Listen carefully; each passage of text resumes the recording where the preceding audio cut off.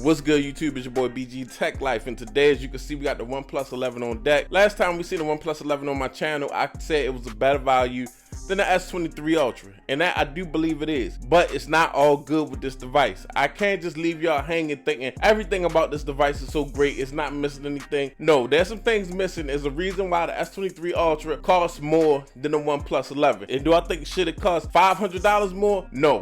But it is some reasons that your S23 Ultra will be more expensive. So let's just get into the things that I don't like about the OnePlus 11 or I think is lacking. So first and foremost, guys, when it comes to the OnePlus 11, I didn't expect much from the cameras. I never really expected much from OnePlus cameras, even though it has the Hasselblad branding. But on the rear camera, it really surprised me. It really did a good job. Take some quality pictures that I like to share out. I share them out on my Twitter, BG_TechLife. Go ahead and give me a follow. Front-facing camera, guys, is not a good camera at all, and it's a 16 megapixel shooter that you can't even shoot 4K in.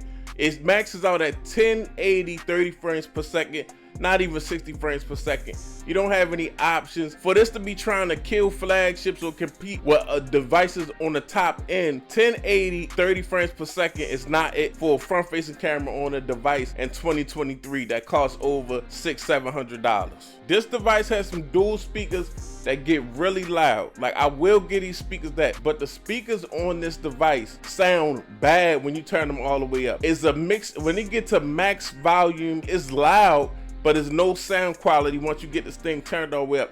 Now midway, a little bit past midway, the speakers still hold a good quality, but the volume, when you crank that volume all the way up, it cannot hold on to that. There's no continuity. It cannot hold on to that quality that it has around mid-range. You are getting a very loud speaker, but at the same time, you are not getting the same quality of a listening experience when you turn them all the way up. Okay, another thing, guys, there's no wireless charging on this device, and that means no reverse wireless charging. I'm looking at it like this. At this point, that should be an option on any device that you pick up, especially any device over $400 should have wireless charging. Now, I'm super in love with the other thing. We're not gonna talk about that in this video. You gotta incorporate some type of wireless charging these days because people are already invested into wireless charging in their cars, wireless charging in their homes. We pushing the limit to where we want Android devices with MagSafe because people have spent money on chargers and